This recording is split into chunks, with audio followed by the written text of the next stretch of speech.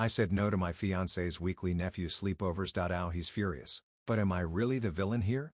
The smell of burnt toast wafted through the kitchen as Mike stumbled in, rubbing the sleep from his eyes. The digital clock on the oven blinked an angry red, reminding him that he had forgotten to reset it after the last power outage. He glanced at the charred remnants of breakfast with a sigh, tossing them into the bin. It had been one of those weeks, long nights at the office, followed by even longer nights at home, trying to make up for lost time with the kids.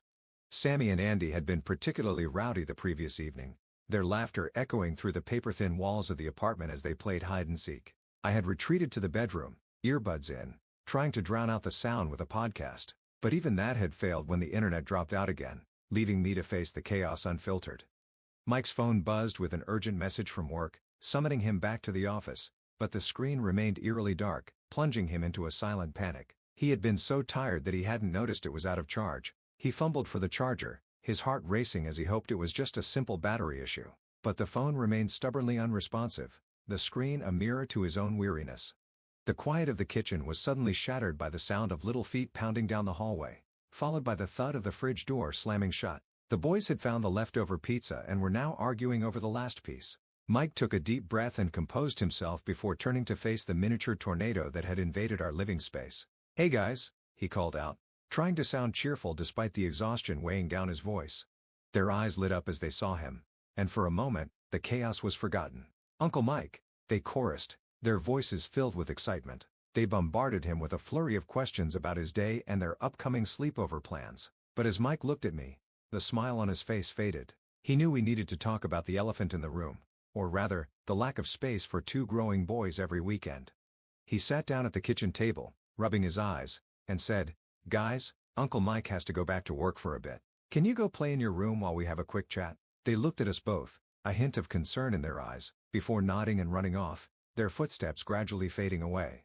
With a temporary peace, we sat down to discuss the future of the weekly tradition. "I don't know what to say, babe," he began, his voice tinged with sadness. "They really look forward to this." "I know," I said, placing a comforting hand on his shoulder, "but we can't ignore the fact that it's going to be really hard for me to work from home with them here every week." Mike nodded slowly, his shoulders drooping. "I just don't want to disappoint them." We sat in silence for a few moments, the tension thick between us. Then, I had an idea. "What if we start doing it once a month instead?" I suggested. "It's not like we're saying no forever, just giving us a chance to adjust to our new living situation." He looked up at me, hope flickering in his eyes. "Do you think they'll understand?" "We'll explain it to them," I assured him. "And maybe we can plan some special outings or activities on the other Fridays, so they still feel special." He took a deep breath and nodded. "Okay," he said finally. "Let's give it a shot." The weight of the decision settled on us as we both knew it wasn't going to be easy, but we had to find a balance between our new life together and maintaining the special bond Mike had with his nephews. We'd figure it out, one sleepover at a time. As we were about to discuss the logistics of breaking the news, the doorbell chimed through the apartment, startling us both. Mike looked at me with a quizzical expression as he got up to answer it. My heart quickened at the thought of who could be interrupting our delicate conversation so early on a weekend. To our astonishment, it was Mr. Jenkins, the building manager. His usual stern demeanor was replaced by a peculiar smile that made us both exchange curious glances. "Good morning," he said, holding a clipboard to his chest. "I've got something I think you'll be interested in." Mike's eyes widened as Mr. Jenkins presented us with a set of keys and a glossy brochure. "The tenants upstairs just broke their lease early. We've got a larger, renovated apartment available immediately. It's got an extra bedroom and soundproofing," he said with a knowing nod. "Would you two like to take a look?" We exchanged glances, the surprise etched on our faces. It was as if the universe had heard our plight and sent us a lifeline. The apartment upstairs had been the object of our envy for months, with its spacious layout and modern finishes. The offer was unexpected, but it also brought with it a new set of concerns. Could we afford the rent hike? Would this change the dynamics of our relationship with Mike's family? And most importantly, would this solve our problem, or just postpone it? Mike took the keys and brochure, his hand lingering in the air. "We'll have to think about it," he told Mr. Jenkins, his voice filled with hesitation. The manager nodded understandingly. "Take your time, but I'd recommend acting quickly. It won't be available for long." He turned and left, the door clicking shut behind him, leaving us in the hallway with our thoughts. "What do you think?" Mike asked, his eyes searching mine for an answer. I took the brochure and flipped through the pages, imagining the boys' delight at having their own space during their weekly visits. The new apartment would certainly alleviate my work from home woes, and perhaps give us all some much-needed breathing room. But the price tag was steep, and I knew Mike had been saving for a new car. "Let's go see it," I said finally. "We can decide after that." The stairs creaked beneath us as we climbed to the second floor. The door to the apartment swung open, revealing a pristine space that was a stark contrast to our cluttered abode. The walls were freshly painted in calming shades of blue, the floor gleaming with new hardwood. There was an office space, separate from the main living area, that would serve as my sanctuary from the kids' noise, and the bedroom for the boys had a closet that was almost as big as ours. As we walked through the apartment, the potential grew more tantalizing. The soundproofing was a game-changer. We could host sleepovers without disturbing my work. Yet, the thought of leaving the comfort of our current home and the memories we had built there was bittersweet. Mike looked at me, the excitement in his eyes now tempered by doubt. "Is this what we want?" I took a deep breath and let out a slow exhale.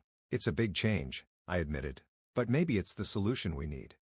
We stood in the doorway of the potential new apartment, the future stretching out before us like a blank canvas. It was a chance to redefine our boundaries and create a new normal that worked for everyone. But first, we had to navigate the delicate conversations with his family and decide if this was truly the path we wanted to take. As we were about to leave, a knock sounded from the door across the hall. A tall, mysterious-looking woman with piercing blue eyes and a warm smile greeted us. "Hello," she said, extending her hand. "I'm Lila. I heard you're considering moving in here." Mike took her hand with a confused smile. "Yes, we're just looking around," he replied. Lila's eyes twinkled with mischief. "Well, if you do decide to take the plunge, I might have an offer that could sweeten the deal." She leaned in closer and lowered her voice. "I'm a professional nanny with a knack for crafts and keeping little ones entertained. I'd be more than happy to help out with the boys on Friday nights. In fact," she said, her smile growing wider, "I might even be able to convince them that crafts with Auntie Lila are more fun than video games." I couldn't hide my shock, but Mike's eyes lit up with hope. "Really?" Lila nodded. "Really. I've noticed how much you both care for your nephews, and I can see it's been a bit of a juggling act. I'd be happy to lend a hand." She paused, then added, "And it turns out we have a bit of history together." Her words sent a jolt of curiosity through me. What kind of history could we possibly have with this stranger? But before I could ask, she continued, "I used to work with Sammy and Andy's mom. She was a dear friend of mine. When she passed away, I promised to look out for those two rascals." The revelation hit Mike like a ton of bricks. His sister had never mentioned this connection, and the realization that his nephews had an extended family right here, in our building, was both surprising and heartwarming. It was as if the universe had sent us not just a solution, but a sign that we were on the right track. "Thank you, Lila," Mike managed to say, his voice thick with emotion. "We'll definitely keep that in mind." As we left the apartment, the weight of our decision had shifted. With Lila's help, the burden didn't feel so heavy anymore. We had an unexpected ally, a lifeline in the form of a kind neighbor who understood the complexities of blended families and the need for balance. Mike turned to me, his eyes brimming with hope. "Maybe this could work," he said. "We could still have the sleepovers, but with a little extra help." The thought of Lila's calming influence and her bond with the boys made me feel a bit better about the whole situation. "Let's talk to your sister first," I suggested. "Make sure she's okay with it." Mike nodded, already pulling out his phone to make the call. "You're right, but I have a good feeling about this." The conversation with Mike's sister was surprisingly positive. She was thrilled to hear about Lila and the possibility of her being a part of the boys' lives. It seemed that she had known her too, and had only the best things to say about her. With her blessing, we were one step closer to making the leap into the unknown. The following Friday, as we prepared to tell Sammy and Andy about the potential move, Lila knocked on our door, a bag of art supplies in hand. "I thought we could break in the new place with a little crafting," she said, winking at me. "If you decide to take it, of course." The boys' faces lit up at the sight of the glitter and paint, and suddenly the apartment didn't seem so small anymore. The four of us sat down in the empty living room, surrounded by the promise of new beginnings and the comfort of an old friendship rediscovered. As we painted and laughed, the walls of our future home felt less like a prison and more like the backdrop to a new chapter in our lives, one that included not just us, but an extended family we never knew we had. The tension between Mike's love for his nephews and my need for a quiet workspace began to unravel, revealing a tapestry of shared moments and memories that could only grow richer with time. The decision was still ours to make, but the path ahead looked a little brighter with Lila by our side. But as we were about to sit down and talk it over with Sammy and Andy, the doorbell rang again. This time, it was an unexpected face that greeted us, Mike's long-lost brother, Tom, who we hadn't seen in years. His grin was infectious, and the boys' eyes went wide with excitement as he scooped them up in his arms. "Uncle Tom," they squealed, burying their faces in his neck. Mike looked equally shocked, his hand frozen mid-dial on his phone. "What are you doing here?" Tom chuckled and set the kids down. "I got your mom's email about the wedding," he said. "Thought it was time I crashed the party." The room was filled with laughter and stories of the past as Tom regaled us with tales of his travels. He had always been the adventurous one, the sibling who'd chosen the road less traveled.